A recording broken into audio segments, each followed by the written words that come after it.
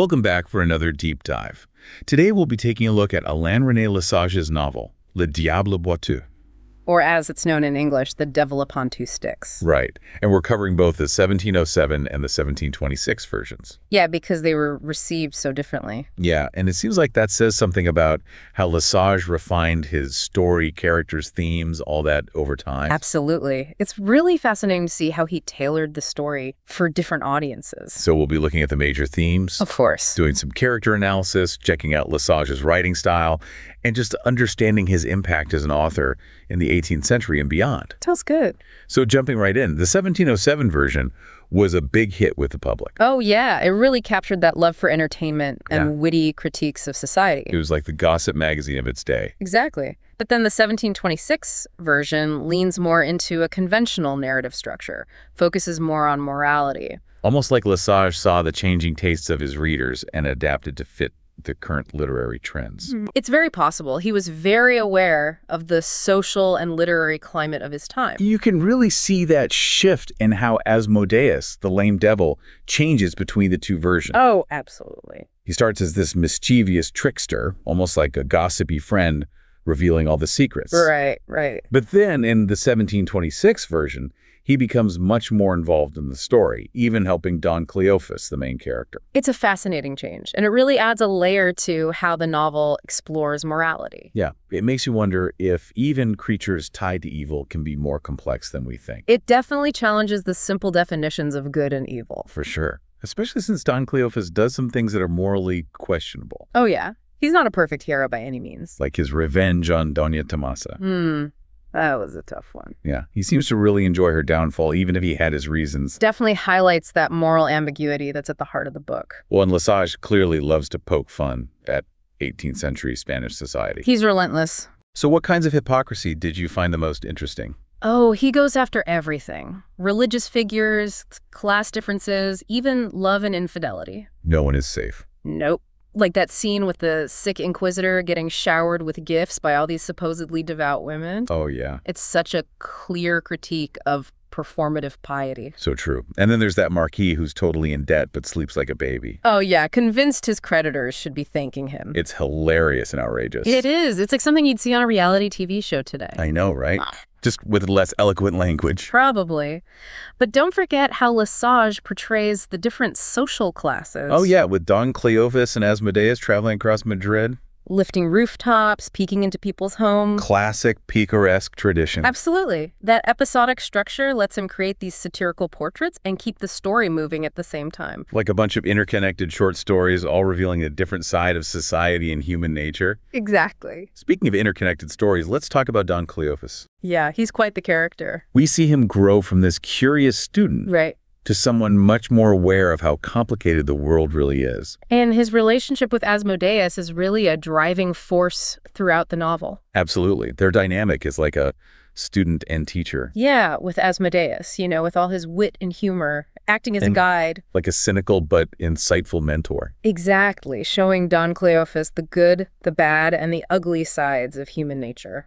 I love how their dialogue is filled with these witty observations. Yeah, and social commentary, even philosophical reflections. It's through those conversations that you really get a sense of what Lesage thinks about society and the human condition. You can really feel his voice coming through. Yeah, it's like he's inviting us to go on this intellectual adventure with them, questioning our own assumptions and seeing the world in a new way. It's what makes Le Diable Boiteux so much more than just a funny book. Yeah, it challenges us to think critically. To look beyond the surface, to question what we see, and really grapple with those moral complexities in our own lives and the society we live in.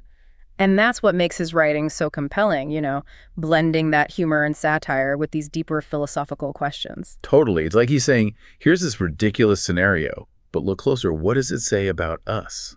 What does it say about human nature? And it makes me think about how Le Diable Boiteux is set in Spain, even though Lesage was French. Right. Setting it in Spain gave him some freedom. He could critique those societal norms, especially about the aristocracy, even the monarchy, without directly challenging the French authorities. Ah, so it was a sneaky way to address those sensitive topics. Exactly. Get his message across without causing too much trouble. Clever. Makes you wonder if we're missing any hidden messages or allegories as modern readers. Always a possibility with literature, especially when you consider the historical context. Right. Lesage was writing during a time of huge change in Europe. Oh yeah, France was transitioning out of the reign of Louis XIV. Spain was in decline. So he was capturing a world in flux. Absolutely. And you can see that tension between tradition and modernity reflected in his work.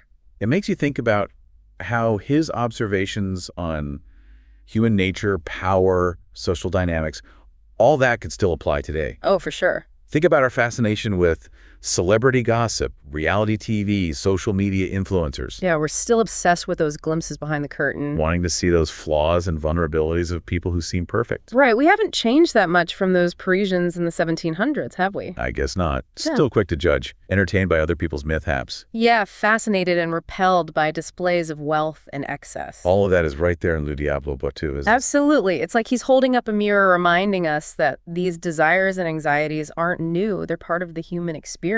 Timeless, just like those writers and thinkers who have been exploring them for centuries. Exactly. So Le Diable Boiteux was super popular back then, especially the 1726 version. What do you think made it such a hit? Well, the 1707 version tapped into that rebellious spirit, challenged conventions, reflected the growing dissatisfaction with those social structures. Like it was riding a wave of change. Exactly. But the 1726 version, with its traditional storytelling and softer satire, it appealed to a wider audience. More people could get on board with it. Yeah, it was a time when moral reform was a big deal, and Lesage adjusted his approach. Smart move. He really understood his audience knew how to adapt his work while still delivering a powerful message. And that message about human nature and societal flaws still resonates today. Oh, absolutely. Hypocrisy, class differences, those struggles with love and relationships, it's all still relevant. That's what makes Le Diable Boiteux a timeless masterpiece. It keeps entertaining, enlightening, and challenging readers centuries later. And one of the most thought-provoking parts is how Lesage uses Madrid as a character. You mean it's more than just a setting? Exactly. It's like a microcosm of Spanish society with all its complexities and contradictions. The bustling streets, the hidden alleyways, the palaces, the poor neighborhoods. You really get a sense of the city as a living, breathing thing.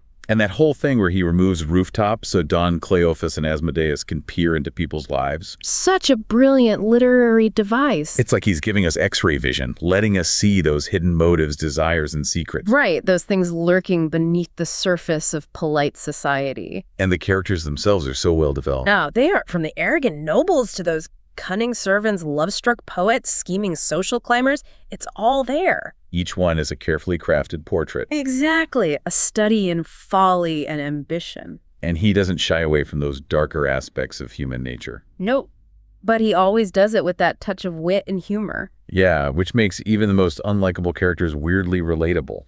It's like he's acknowledging our shared humanity, you know, those complexities and contradictions that make us who we are. But he makes his social commentary so effective. Absolutely. He's not judging, he's acknowledging. And speaking of complexity, one of the things I found interesting was how Lesage doesn't give you easy answers when it comes to morality. Oh, totally. Presents us with these characters making questionable choices, acting out of self-interest, blurring the lines between right and wrong. And it forces you to think about your own moral compass, doesn't it? It does.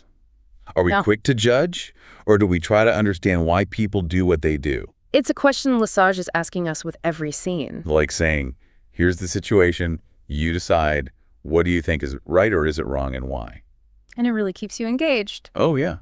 You have to think about it. And that's what makes the novel relevant today, because we still struggle with these questions. Yeah, about the limits of acceptable behavior, when self-interest becomes exploitation, how to navigate relationships, all of that. So still there. And then Lesage injects humor into even those really dark moments. Oh, yeah. He always finds a way to make you laugh. It's not just about exposing those flaws, it's about making us laugh at ourselves. At the absurdity of human behavior. Like when Don Cleophas and Asmodeus are watching that wealthy marquis sleep soundly, even though he's drowning in debt. Oh, yeah, and he thinks his creditors should be grateful. Exactly. Classic Lesage. Turning expectations upside down, making us question everything. And yet there's truth in it.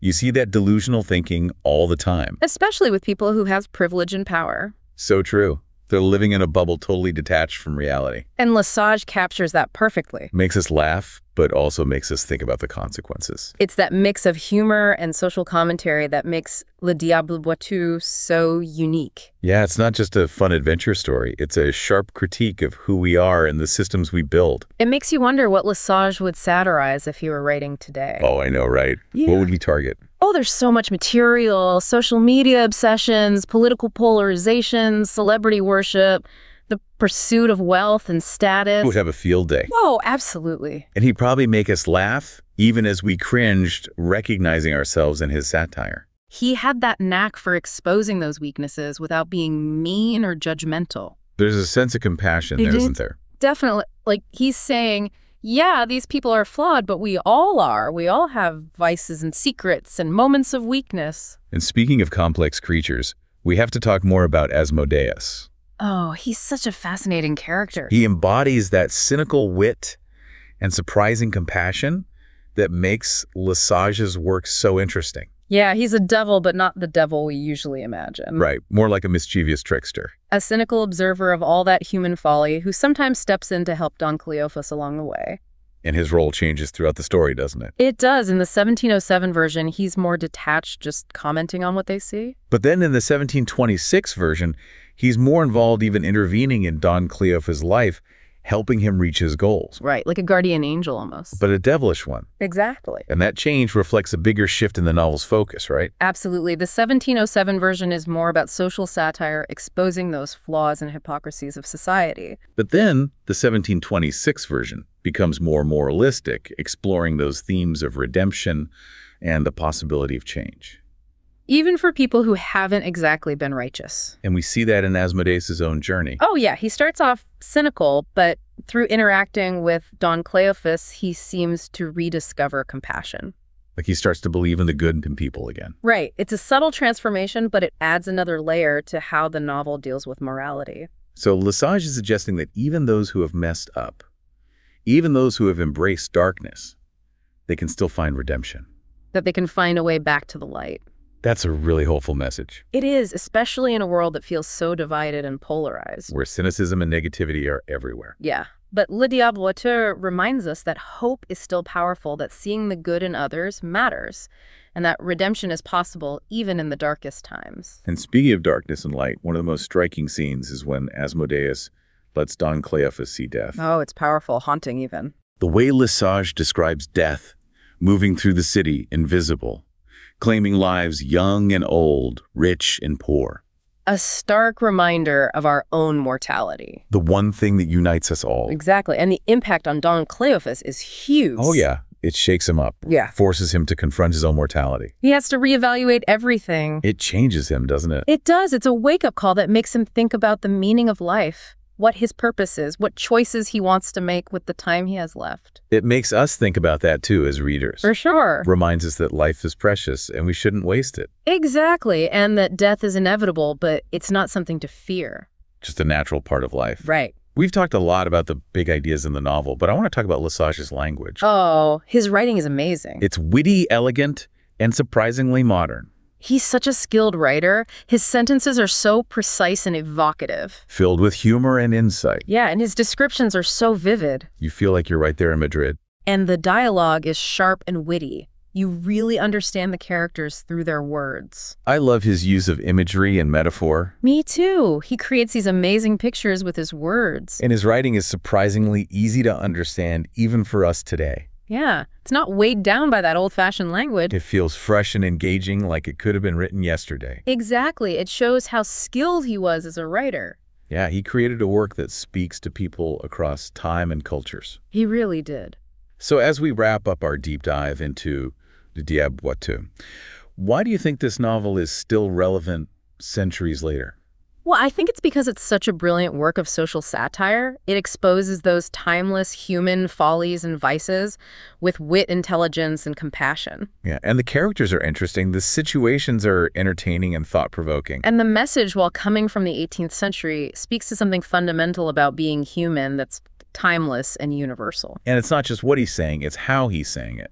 Absolutely. His storytelling is masterful. The language, the imagery, the dialogue, all of it makes it such a joy to read. Lesage was truly a master of his craft. He was. And I think the novel also stays relevant because it makes us think critically about ourselves and the world. It challenges our assumptions, Yeah. exposes our hypocrisies, reminds us that we're all connected. Like holding up a mirror to ourselves and seeing reflections of the past, the present, and the challenges of being human. A humbling and inspiring experience. It really is, and it reminds us of how powerful storytelling can be. To illuminate those complexities of being human. Yes, exactly. Yeah. Yeah, it really makes you think about how that encounter with death changes Don Cleophas. You know, he's seen all those follies of humanity, the pursuit of wealth and pleasure, and then bam, he's hit with the ultimate reality that none of it really matters in the face of death. Right. It's a powerful moment. It is, and it makes you wonder if that's what leads to his transformation, his decision to live a more meaningful life. Maybe it's definitely a turning point in the novel.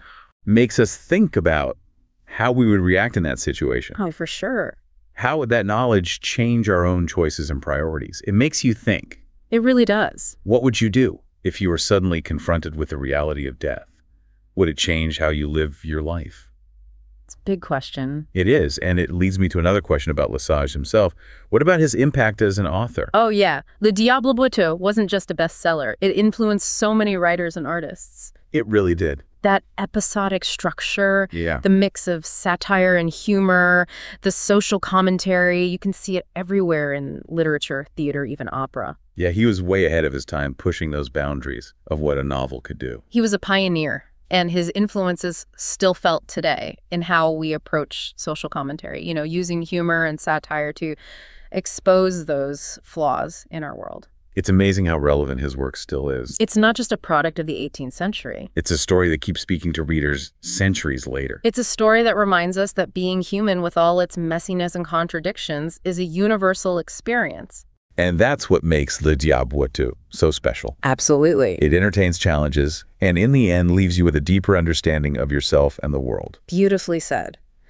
And that wraps up our deep dive into Le Diable Boiteux. We hope you enjoyed exploring Lesage's masterpiece with us. We did. And as always, we encourage you to check out the source material for yourselves. There's so much to discover in a work like this. Happy reading, everyone. Happy reading.